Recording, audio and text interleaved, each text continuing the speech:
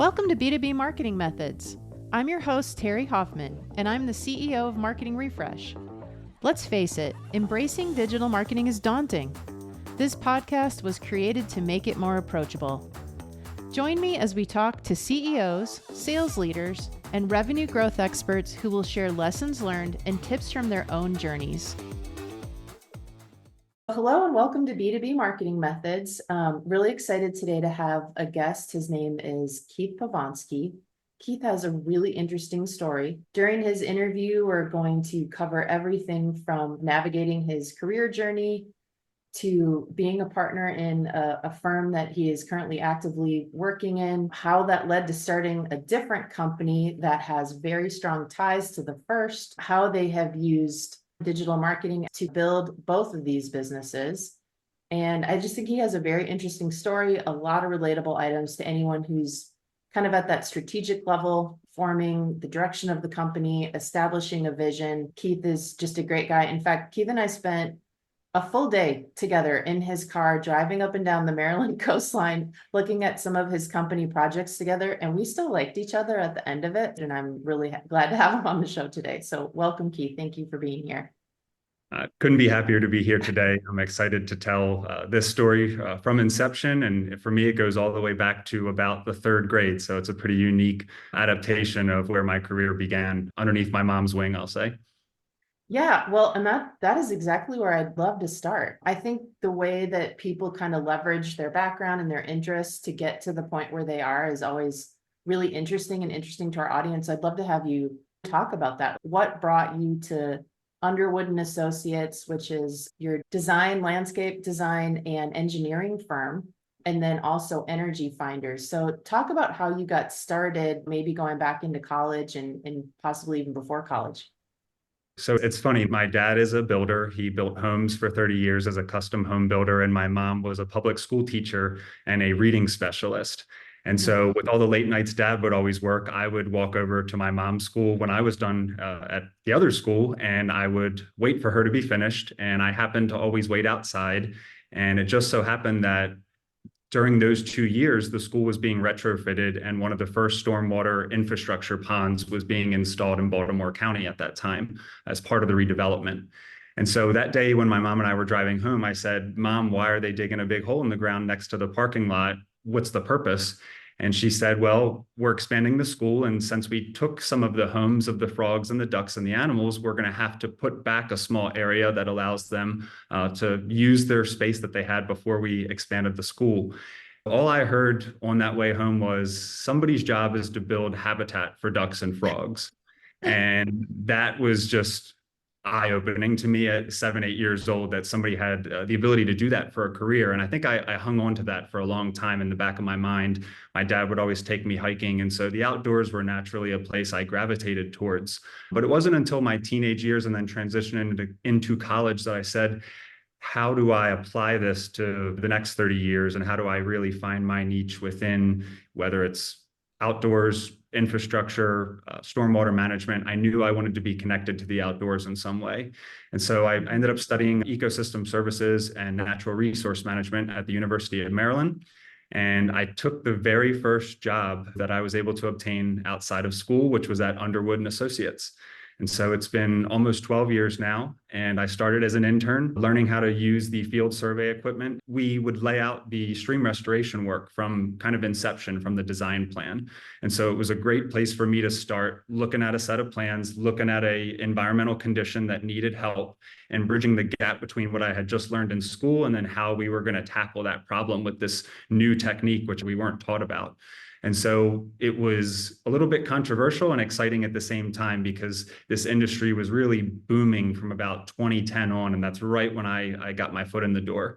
And so I've watched it progress even in these last 10 years, such that the projects are 3 and 4 times larger than they were when I first started. And that's great for us, and it's great for our partners, and it's great for the environment that we're getting larger work done all within a shorter period of time in general. I want to stop you there and ask you a question. I learned this during the day that I spent with you, and I found it really interesting and fascinating, especially as a marketer and not as, an engineer or somebody who has studied the field like you have. What is like the big problem that Underwood and Associates solves? before humans were here, we had a lot of natural systems, forests, wetlands, swamps, bogs, streams, etc. As humans developed that area where we want to spend our time by the water or near resources, food, water, shelter, etc., we've learned through the scientific research that we developed a lot of our macro and micro filters that happen to line the water's edge. And in doing so, we put in a lot of homes and roads and pipes and infrastructure that now manipulates that water in a way that makes it more conducive for us to spend time in Baltimore, with our families walking around all day. And so while there's positives associated with that, we've learned the negative implications of not allowing stormwater and the natural environment to do its functions as it did before people had developed a large part of the landscape. So what Underwood does is we use nature-based techniques to mimic the pre-human condition in those areas as best we can. And so what I mean by that is if a giant highway was put in, like I-97 in Maryland, that 100-foot wide piece of road collects impervious stormwater and it has to dump it somewhere because it used to just soak into the ground there. And so Underwood is creating a path for that water to flow in a non-erosive fashion while also having the capacity to infiltrate back into the ground to convert to groundwater as it would have 100 years ago or more. Hopefully anybody who just heard that would be as fascinated as I am, because it is such a blend of art and science that I really didn't fully appreciate until I was there and got to spend the time with Keith and just see the end result of everything from like the beginning of a project to the end of a project. It's just things we don't think about as users of these beautiful places, and the ability that you guys have to make your solutions look so natural, like it was always there, I think is incredibly challenging. It's that blending of the art and science so that it doesn't maybe look like a lot of work was done, but there was a lot of work and time and thought and design and research on the local resources and natural flow of the water back into the environment, right? Exactly. And yeah, it's so interesting that like out of sight, out of mind is so true, especially with things in the environment, because if we can't see the subsurface condition and what water is doing below ground, why would we care? And that's how people looked at it until we realized the water level at the Hoover Dam is lower every year. And that's our generation's problem to solve at this point. So for me, I had a natural affinity towards all things environmental. And because my dad was a builder, this kind of leads into how Energy Finders came to life. You've now spent what, 10 years at Underwood and Associates and have worked on a whole variety of stream restoration and shoreline restoration projects. How did you get the idea for Energy Finders? Where did that idea come together? How did that happen? So it's interesting. There's a few different energy companies that were starting to explore the notion of like floating solar or putting other energy technologies in a more stacked orientation, I would say. And as we were looking at that on Underwood's side and trying to respond to a few different research papers and PhDs that had reached out to us about some stormwater runoff issues on these large solar farms, I happened to connect with the CEO through the same legal team and realized he was working on something proprietary that might not only solve their solar energy issue, but allow us to complement it with something that Underwood was doing. So we're really getting two best use cases instead of just one. It was an introduction through our legal team and our patent attorney. After they helped Underwood obtain our patent, they were helping the CEO of Energy Finders obtain their patent for a new solar technology at the same time. And I happened to work in industrial electric for 18 months while I was taking my community college classes. And so energy was always in the back of my mind. And I knew that as part of the green revolution per se, there would need to be a lot of advancements made on the energy side. And it wasn't until I realized I could put both passions into one box between Underwood and Energy Finders that I realized this is what I want to do for the rest of my life. Okay, well, first of all, that patent attorney deserves like the best Christmas present ever, because he also connected you and me together. He's a very creative thinker. So give us a little bit more information about that specific solution that Energy Finders has put together and how the businesses connect together. That's a great question. Whenever you have a great idea, the first thing anyone that's actually brought something to market like that will tell you is get it down to a 6th grade level. Because anytime you're going to be talking to large groups of people, each one of their understanding of what you're talking about is different. And so the more simple you can get that narrative, the easier it is to market it and the easier it is to help them understand why it may be disruptive or apply to their geography more so than another one. So what eBox and what this solar technology is if you think about the sun and you think about a solar panel sitting on the top of a home, for every 100 photons that the sun releases that come screaming down to the Earth's surface and they hit that solar panel, only 20 or 30 out of those 100 are able to convert to usable energy. And that is because light is refracted or bounced off that glass or off the silicone wafer system at the point of the contact interaction. And so our CEO had an idea to create a space where we could funnel light inside where the solar panels are housed, and the interior walls were to be very reflective and to allow that light to exist in somewhat of a state of perpetuity until that energy has a second chance to convert. And so while that sounds very complicated, I said, let me dumb that down. I'm going to call it Club Photon. And we're going to say all the single photons that haven't met their partner yet now have a new space where they can go and meet another photon or solar cell and convert to usable energy. Now people are starting to finally get it now that we've simplified the idea down to light enters the box, light cannot leave the box. Any light that is in the box will eventually convert to usable energy as long as that photon doesn't disintegrate before it has the opportunity to. So it's a unique adaptation of light engineering. Connect that back to Underwood and Associates. How does that help the projects that that firm of yours is working on? It's neat because all of the stormwater management and ecological restoration work came under criticism in the last 10 years for how do we know how well this is working? And that's a fair question, right? No matter what you're doing, how do we actually know how well this is working? Are there proven reductions in output from input, in terms of suspended sediment or solids or nitrogen?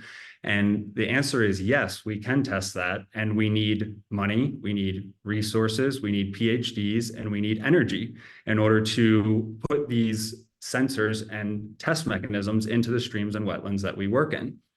And so what attracted me to Energy Finders was I could install this remote eBox on any stream or wetland restoration that we're doing, whether it's an island, whether it's 20 miles from the nearest internet source. And we could have live monitoring from the energy that eBox has created connected into our scientific instruments. And so it was simply wow, this is a cheap way to get energy to run our research remotely without just using a single solar panel. And beyond that, the panels are protected inside of the box. And so there's expected to be a longer shelf life, a higher efficiency, and there's other needs for that energy on the site long term. This can help support the research and data that we're looking to collect to prove the efficacy of our work. And then the more and more I thought about it, I realized we have these urban environments where stormwater has nowhere to go. And my brain just kept leaping to the next adaptation. What if we actually stacked that box on top of something that Underwood invented so that even the rain around the box can convert and you're getting, multiple land uses out of that same footprint? And that was the birth of Underwood and Energy Finders, the realization that we need energy, we need data, we need these inputs and outputs that we can quantify within the scientific community, but we've struggled to be able to do that in remote locations until technologies such as these came online. Wow, that's crazy. I believe, if I'm not mistaken, you guys have now taken what you just described and have taken it a step even further, right? Into kind of developing unused areas or plots of land. Every single time you tell the next thing to me about what you guys have done, I'm further wowed. It's so creative and innovative, but why don't you describe that next phase of innovation? Sure. So as we were looking for pilot sites for this technology, we were saying, well, where should we use this beyond restoration sites? Everybody needs energy. This need is well beyond science. And so the first project site that I happened to find as an opportunity was in Baltimore, and it was located parallel to an elementary school that's about 70 years old. And so there's little to no infrastructure around this school. It's just a big brick school and a parking lot. The original intention was to put the embarks pilot on the backside of the school and to help lower the school's energy costs and to show them this can work in that setting. At the same time, the land went up for sale across the street, and it was a vacant brownfield lot that had a collapsed old house on it and a bunch of overgrown invasive trees on there. And so I looked at it and I thought, if we really need to create enough energy and to manage this school's needs in more than one way, how would we do it? And it was so interesting because the whole school lot actually falls all in the direction of the lot we were able to purchase. And so any water resource manager would be looking at that and chomping at the bit with their hands going, okay, all the stormwater already falls to this low point. What if we were able to create a depressional area where we could invite all that stormwater, but still put a energy technology above it and supply even more energy to the school to complement the pilot that we were doing? And so we quickly realized there's another market opportunity within vacant brownfield land where these sites are often looked at as eyesores or problematic in a way because not a lot of people know where to start with something with a collapsed unit on it. And in this case, the school was so receptive to our idea, it really motivated us to carry this forward as quickly as possible. So I made a personal decision to buy the land with personal funds under the assumption that we will engineer, design, permit, and build a next generation green energy park of sorts that allows them to help manage their stormwater, connect in all of their downspouts and their parking lot runoff into the system that we're creating, and then also give us that opportunity to pilot our new technology in conjunction with that other infrastructure that we'll be installing. It was just step 3, right? As you say, we knew step 1, we learned step 2, and step 3 found us. The way that you saw that when you looked at it because of your background, like you said, any stormwater management person would see that and they would start salivating at the opportunity. But I mean, most people would never be able to garner that type of insight just from looking at And the would I have landscape. ever had the idea if I didn't spend a year watching my mom's pond get built next to her school? Because I'm very much taking a small essence of that and I'm just saying, well, it's 20 years later, it's got to be better than a pond. You know, we have to move things forward. There's more people on this planet every day. Resources are finite. Scarcity is a real thing. How are we going to address this? We're not going to create more land unless we all move to Mars. So I'd rather have a better backup plan. And that's what I think we're solving. How did you move from seeing that opportunity, making that huge personal decision to make an investment in it, and then taking that and like maybe looking for other opportunities in the country where the exact same situation is happening? It's funny because a lot of the investors that we first started speaking with, they all had the same question. Can you really replicate this? Or is this a one-off situation where it just so happened to have a vacant lot next to a high energy consumer? Because that is a huge part of the equation on how this works, right? You can have a piece of land, you can have a need for infrastructure, but if you're going to build something that cost over $1 million and it's going to create all this energy, you better have somebody ready to buy all that right away. And it better not be connecting into the grid or you're waiting 3 to 5 years in order to work through that interconnection process.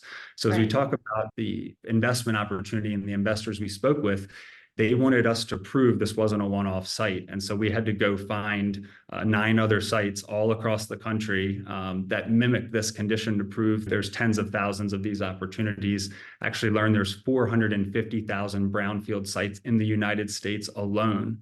And to do anything with any of them is going to require upwards of about $500,000 to $1 million in most cases. So it's a multi-billion-dollar market opportunity just to fix our vacant brownfield lands. And so our thought process was very much creating more value by selling that energy directly to the consumer that's next to us, which is more efficient than running it tens of thousands of miles through high lines and grid infrastructure and having them be upcharged by the billion-dollar utility provider. So it's a unique mechanism to go in and say, I'm going to create the energy you need, and I'm going to connect it directly to the school, and I'm not going to interfere with the grid in any way. We're going to stay on the back side of that. And what's really neat is that if for some reason we don't meet the demand, the school can still pull from the grid at any given time. Would you say that the profile of these 10 other sites is pretty close to the school profile of the original genesis of the idea? They're all way bigger, which is awesome. Okay. Right. Yeah. It's like I proved it at the 1 acre scale first. And I think I was a little bit nervous as to will this scale up to 5 acres or 10 acres, or am I a little bit off target? But it's funny as you meet and talk with more people and you realize the idea and the market opportunity has these other layers, and these people then want to get involved. We learned that that opportunity was really beyond solar, beyond stormwater management. It was these ubiquitous human needs that we could put all into one land footprint and say, here's how humans can manage this in the future in a way that we don't need to keep clearing forest as quickly as we're doing it right now, because we can actually do all this in one little square if we highly engineer it. Now, I kind of want to tie back to something you talked about earlier. The challenge of being innovative means you've got to boil this down to like the sixth grader level. So how do you go to market with this type of solution? There are a lot of different tentacles to it, so to speak. You're pretty early on in the development of this whole solution. What have been some of the challenges that you've encountered so far on the sales and marketing side? I mean, to be brutally honest, I think the company would have already folded if we stayed all in on the e-box by itself, because it was very difficult to communicate without giving away the secret sauce as to how the technology works as well. How do you walk that line of not giving away trade secrets while informing the general public of how innovative or disruptive something is? Very, very challenging. And so one of the ways we were actually able to combat that is we broke the development of the e-box into 3 separate categories where each engineering partner does not know what the other 2 engineering partners are working on. And so even if one has a third of our plan, they don't have the other 2/3. And that was the vision of our CEO and how we would engineer it without that information getting out where a competitor could possibly come in and try to mimic it in the early phases of patent work.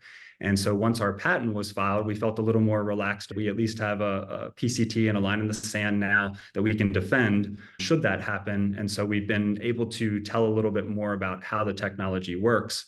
But we needed to add the vacant real estate component. We needed to add stormwater management and green infrastructure. And I haven't even had a chance to tell you this yet. We've added a waste to energy component on our second site, which will be in Illinois. I didn't even know there was a waste to energy technology coming to market that didn't have emissions. And it was through this investor and through these dialogues that you have with the investor community that I met this individual. And he said, I love everything you're doing. I just want you to add a thing that I'm doing into it. And I think it's going to be even more valuable. And that is what helped me raise the millions of dollars that we needed to really launch the company now.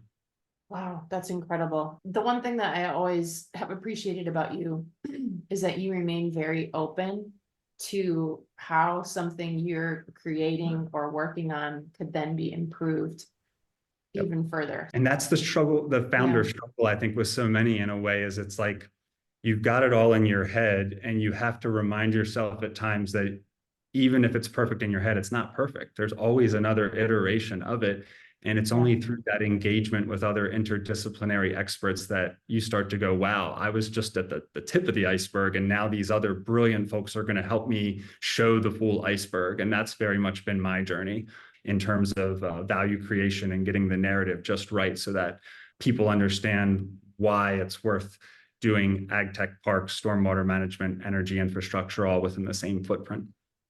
Yeah, I think you made it over a hurdle that a lot of engineers or people who create great products aren't able to clear. And that hurdle is, how do I commercialize this great idea, right? Mm-hmm. There are a lot of ideas that don't ever get commercialized. And I think one of the reasons could be because they're not exactly sure how to communicate the value.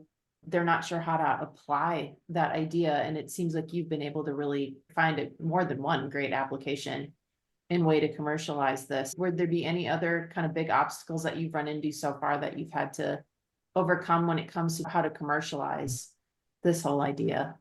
I think we're working through that next hurdle right now in terms of the JV partner that we're signing on with as part of this investment into the company. They own 35 acres in Illinois already. And so they had this vision for what they were going to do on that 35 acres, but they still had 10 to 12 acres left over that they had no vision for. And it's interesting that through that introduction, we were able to take the best of what we were both doing, but now the narrative has changed again. And so we have to really get it into a clear image that anyone could look at on a TV or a computer screen and say, okay, I can see what they're doing. I have a lot of questions, but what are the essence of an ag tech park? What does that even mean? Agricultural technology. So we have to really get it down to the most ubiquitous human needs of food, shelter, water, and energy. And that's what we've been able to do now on the marketing side. Is we realized we're tapping into the 3-4 most human needs we could possibly have. So let's not make it any more complicated than it already is. Water, energy, food, shelter. We can solve all that on one piece of land. And that's how we're telling the marketing story now. Wow. Okay, so you used a term called an ag tech park. Can you just repeat the components of that? Because it sounds like that's a pretty key part of the whole value proposition, right? Yeah. It is. And really this investor, that was his nucleus, that was his background. He saw the opportunity to link these techniques where not only are we doing high hoop houses with vegetable farming or fruit farming, he saw the need to integrate public green space and leisure and other ways to bring the community and the people to this ag tech park, so that we can not only see how we're doing it, but integrate with it and have fun and spend time with our families and walk our dogs and enjoy that space. And you would never think a business in the future would ever dedicate a small part of anything they were doing to the general public for free. But that was his vision. And I respected it so much right out of the gate that I thought, wow, Underwood does this all the time too. We build these stormwater projects that have these natural walking trails and features that people gravitate towards inherently. Sometimes if they just see it, they pull over and they want to go walk it because they have never seen anything like it. His idea of integrating that was a perfect match with Underwood. And then I realized there's other ways to integrate water resource management within that vertical farming. And there's other ways to use the energy of water flowing to tie back into the energy in the batteries. It's like you almost have too many ideas and you need to narrow it down to one step at a time and then just keep problem solving. And an ag tech park, in essence, is where we're growing food, how are we growing that food, and what technologies are we using to make it more efficient, to prevent weeds, to prevent contamination, to prevent human contact as much as possible. That is what an ag tech park is and where it's going. And as we worry about things like climate change, we're realizing we need to manage our food production even more thoroughly because we can't count on the rain as frequently, or we can't count on the spikes in wind and temperature as we had historically. And so I think this idea of an ag tech park is a need beyond all the other things that we're doing because climate change and so many other reasons. In your mind, do you see the ag tech park becoming something that spreads throughout the country? He wants one in all 50 states within the next 10 years. And I said, that includes Alaska. Like you think, like, is it really that viable that you could do that? And the answer is yes. Now, maybe not in certain parts of Alaska, and maybe the entire operation will be indoors in Alaska, but it's not to say that it can't be done anywhere. Think about things like food spoilage and the amount of miles that some of our food travels. I think I learned when I was 15 that all of McDonald's burgers come from Brazil. Think about the amount of land the United States has. We can't even move our own ground beef to our own restaurant chain in a cheaper fashion than we can moving it from Brazil. How is that possible? Ag tech parks are going to answer a lot of that, and we could cut down the distance all of our food moves, and we could cut down on spoilage in a huge way with the invention of the ag tech park.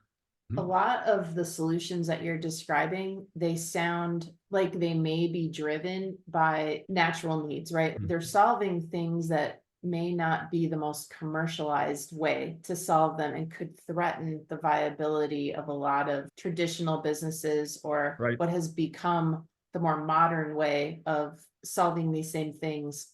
That I would have to imagine is somewhat of a PR or marketing issue for you as well. Have you started to run into that type of resistance in the development of these ideas? Like, come on, Keith, this sounds like granola tree hugger type stuff, right?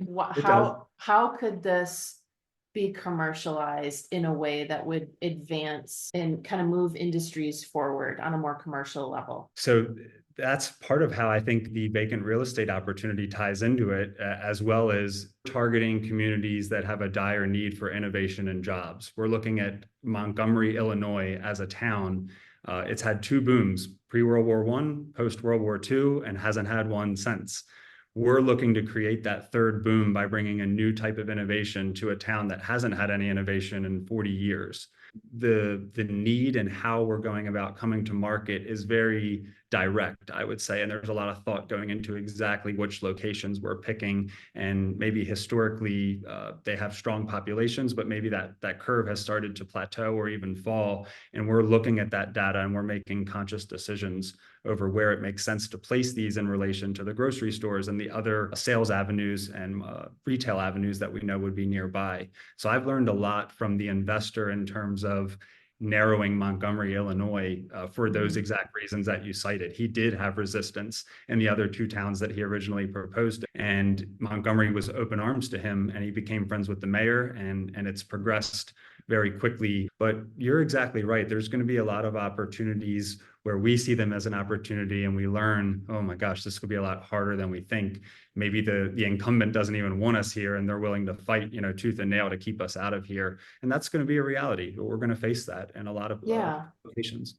Unfortunately, if you have like very value-driven solutions that are solving environmental issues, health issues, food issues, cost issues, even with all of those great things in place, there can still be other threats to existing ways of doing business that present another hurdle that you have to overcome. It sounds like you've been able to carve out maybe a specific place or like profile of locations to start that need that job creation. They need some reinvigoration to their community that gives you like a really solid starting point. So that's pretty interesting. It's very creative once again.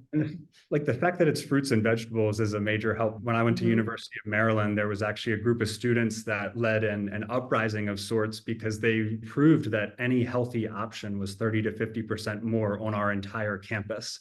And the school had to respond to why that was the case and why you could go to PF Chang's or McDonald's for $9.75, but the minute you go down to the co-op, a banana is $3.75. How is this, possible that anything healthy is so much more expensive? And so I think this is a major part of that question. How do we put healthier alternatives in the places that need innovation as well? Because we all need healthier alternatives. Right. If you watch the news, food costs are going up, right? Yeah. What you spend at the grocery store every week is a true problem for many, many Americans. And so I think if you're able to find ways to create jobs and create opportunities and create experiences while also solving all of these other issues, it sounds like an amazing business model. The traction is, starting to prove itself. We feel like our third location will be based in Texas, maybe 15 miles north of the Mexico border. But very much a small town of about 15,000, just enough of a population that it makes sense to create the amount of energy that we'll be doing as part of this. It's actually a natural shrimp farming facility that we're looking to partner with, that they have over 1,000 acres of land already, and they're willing to work with us as part of a JV to dedicate a portion of that land to introducing the Ag Tech Park and introducing these other energy and stormwater management techniques. But this is a challenge maybe you didn't bring up, but is a very real one. Is the need for stormwater in Arizona the same as Maryland? Absolutely not, right? Yeah. So if water management is in your value equation, can you apply that same value equation across the country? You really can't. We have to be very thoughtful upfront in just how much is water an issue here, just how much is food or air quality, whatever micro issues we're trying to address within the development of these ag tech parks.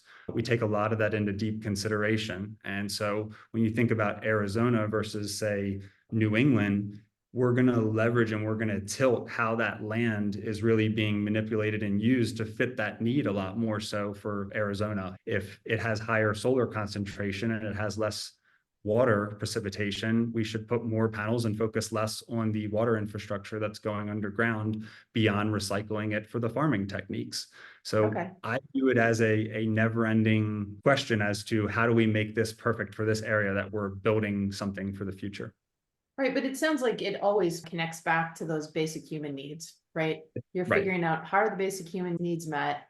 How does that adjust by the situation, by the geography, all of those different things so that you're always finding the appropriate balance for that particular area.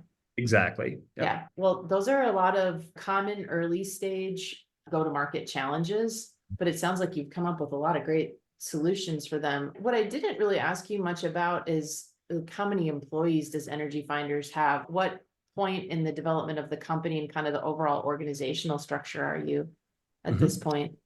So we are 5 people right now, a Mhm. CEO, a CFO, a vice president, a grant writer, and then a investment banking, mergers and acquisitions part-time person that recently joined. None of us were paid for the first year and a half to 2 years, and only as part of this new investment would we hope to be paid something for the first time. So that's a huge thing to say and be transparent about when people are thinking, Yeah. I want to do something innovative. Save up a lot of money before you go to start, because often you're going to run into things you couldn't have predicted. So for our team, thankfully, each of us had accomplished something valuable to some degree before we came together with this idea. And it's allowed us to operate in a slightly less stressful environment of knowing we can take that extra risk because we have that little bit of a safety net that's there. And I think many early teams don't have that luxury by any means. They're Right. bootstrapping, they're making ends meet on a week-to-week basis. And every startup eventually can fall into that valley. It's the hardest valley to get out of. And I think for the 5 of us, it was the journey through the valley that really created the value that now received the investment.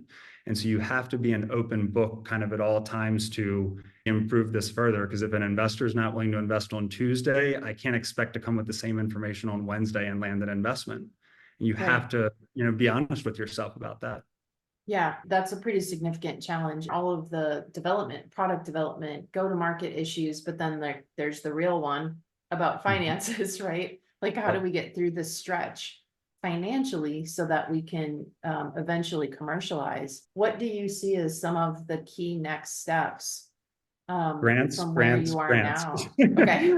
That's Yeah. the truth. But I say that because it was very much a pothole for us in the first 18 months as well, because we were so confident that this was innovative enough that we would receive grants, and we just didn't because we weren't good enough storytellers. We couldn't provide enough information to give them the confidence that the technology was going to work without giving away the whole technology.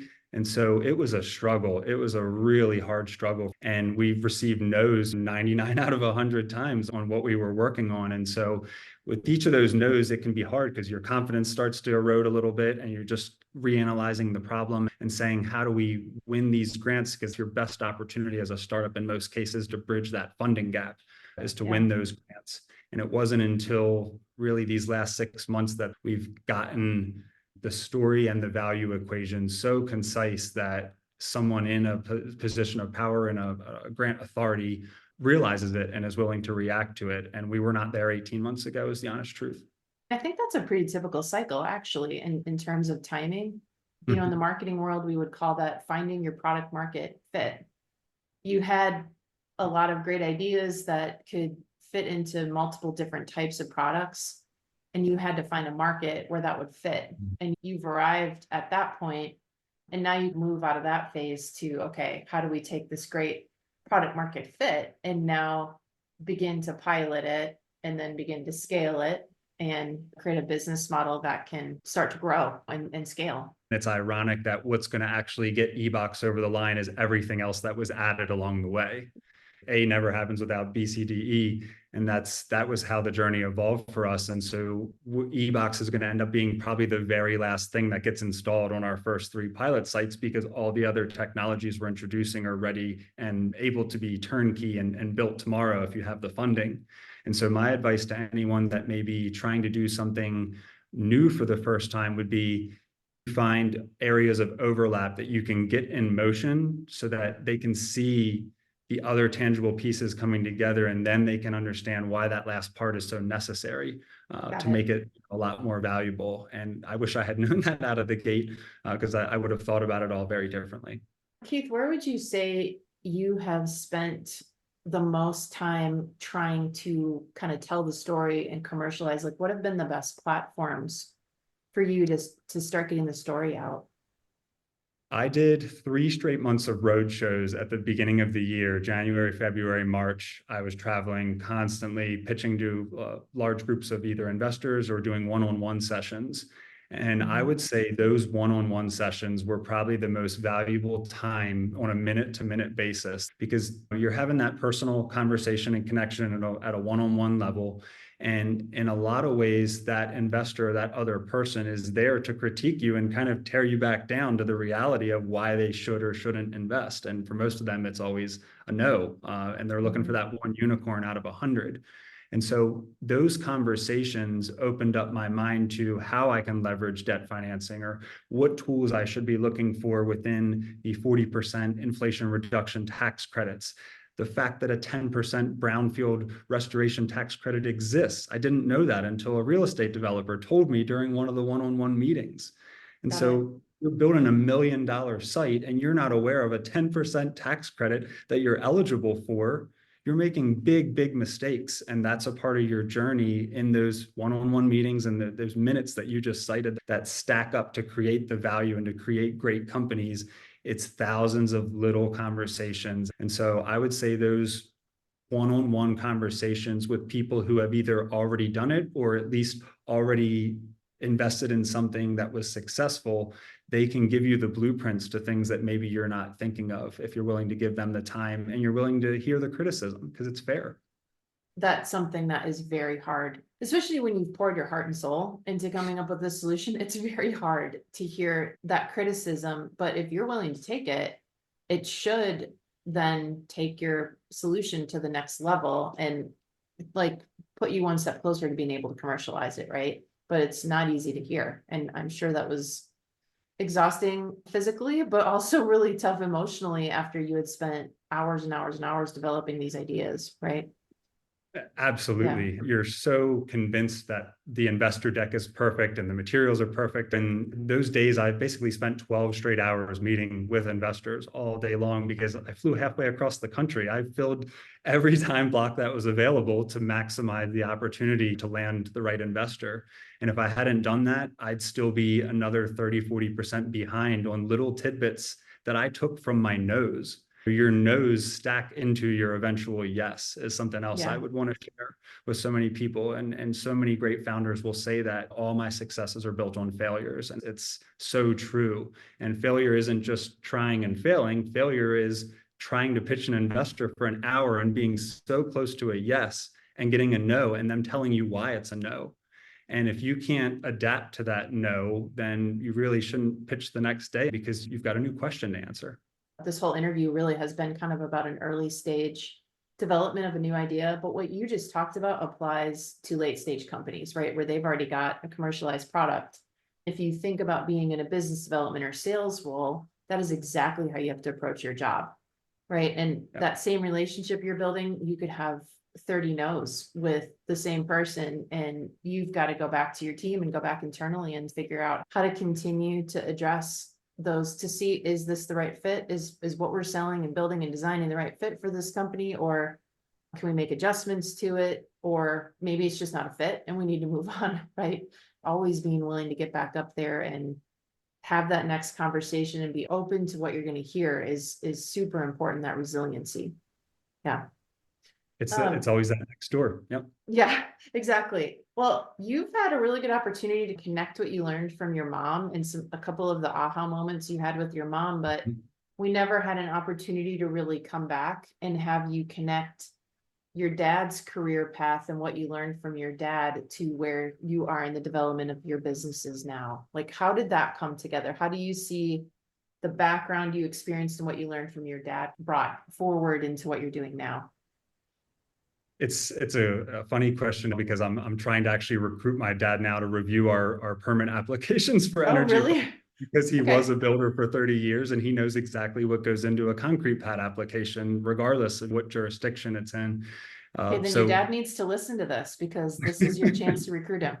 Exactly. He was a custom home builder and then a project manager for University of Maryland medical system. And so project management has been his entire 40 plus year career. And I've been a fly on the wall for 20 plus years of that. And so my first memories of my dad are him at the big kitchen table with 1,000 receipts spread out and the one light on and all these pieces of paper and moving things around. I saw that at a very young age, and I was like, that's what it takes to win. There's a reason he's up at 9 doing this right now, but he'll be gone before I wake up tomorrow. And so I had so much respect for his dedication within the construction and him running his own business. That naturally planted the seed of, I think, me wanting to run my own business someday and seeing him do it successfully. So that was really step one, watching his dedication and passion and the success of the fruit of it. If he sold a house that he did well on, we got to take a vacation that year. One year it went horribly wrong and we didn't take a vacation, and none of us noticed because you're 10, but we were eating hot dogs a lot more that year than we would have ever realized until we were young adults. So that's a real part of the journey. And watching him go from private business owner to then a role with the state of Maryland and managing these $100 million lab renovations, it really inspired me to take these years of construction that are in my family's DNA in so many ways, even beyond my dad, and apply that to something that I'm interested in, but can also have impact. And I think millennials struggle a lot with impact in general, meaning we all want to impact. It's becoming more challenging finding that career where you can have work-life balance and impact and the things we all, want a little piece of. And so watching him and seeing how happy he was, not only chasing his passion, but impacting people's families by giving them a beautiful home, motivated me a lot to pursue the business owner career. The same 10-year-old Keith could have watched that and said, that looks like a lot. That is not for me.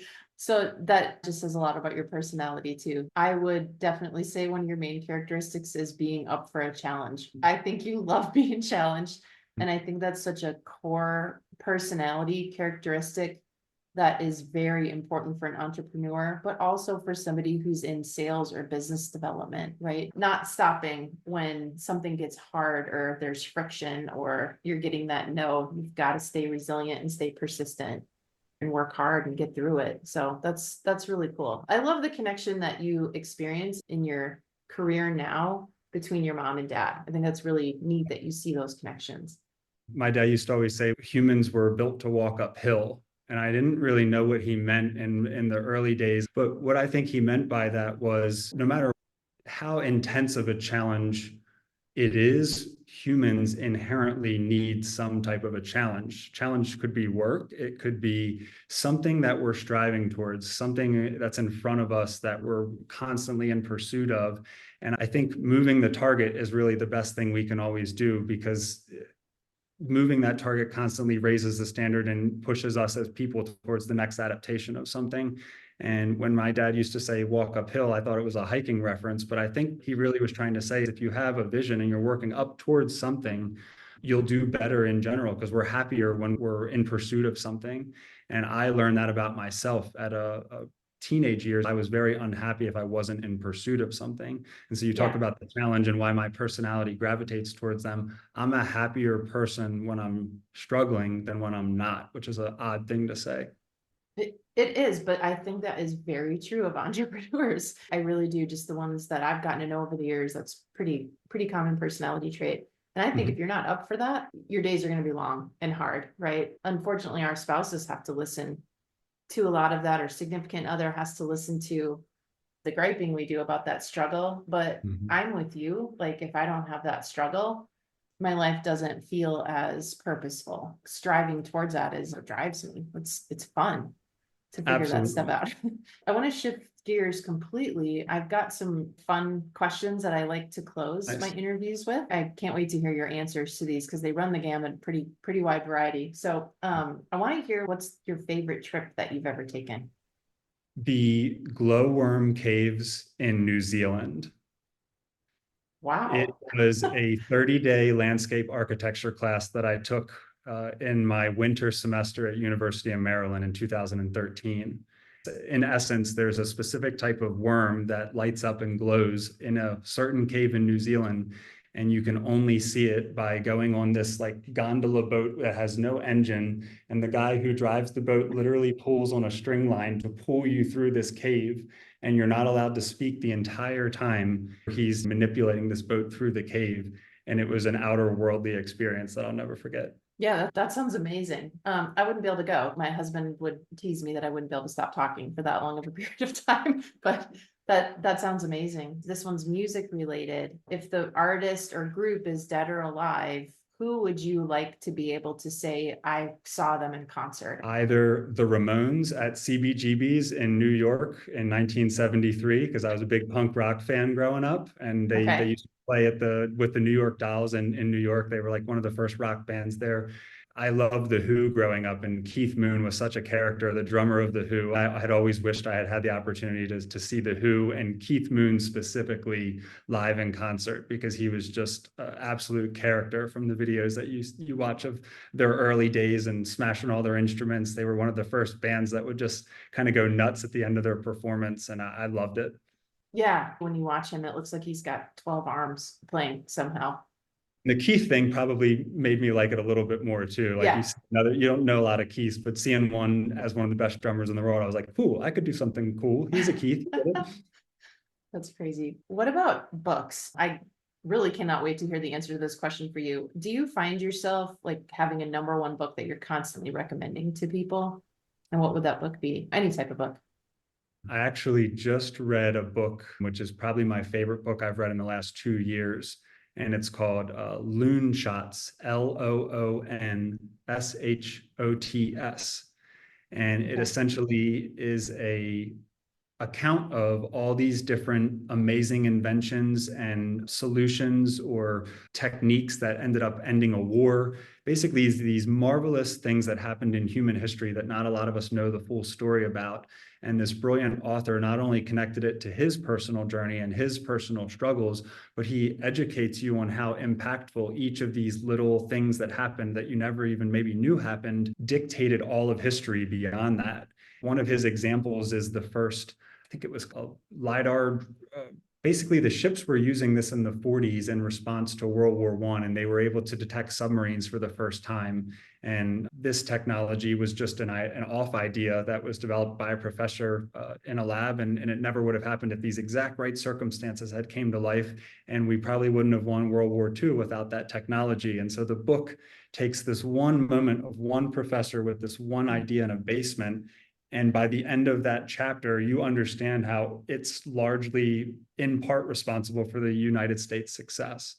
Wow. And those are the types of books that I think I always gravitate towards, something that just like your mind kind of explodes when you read them. Yeah. Well, especially after just spending this time with you learning about the whole path that Energy Finders has been on, I can see why a book like that would really resonate with you. Those little ideas can have such a big impact. That's really interesting. I'll have to check out that book. 0 to 1 is also a great book. I read both of them back to back. And 0 to 1 is basically talking about if you're trying to start a new business, the hardest thing in the world to do is to go from zero revenue to create that first sale or value. And the book touches on that, but in large, it touches on kind of 20 to 30 of the most brilliant founders of the last few generations and parts of their story that defined their 0 to 1. And so I think today's call was very much a lot of what is Energy Finders 0 to 1. It had an idea and is pre-revenue, but it now is about to start earning its first revenues as part of the development of these sites. We could very much have a chapter in the second iteration of that book, maybe in the years to come. Yeah, there you go. This is going to be very hard for you to answer because it seems like you're a person who always finds a personal connection to any job you've got. But what would you say is the best job you've ever had? I really, really enjoy walking with the community members post-project and seeing the animals that come to our sites after the restoration work that we do.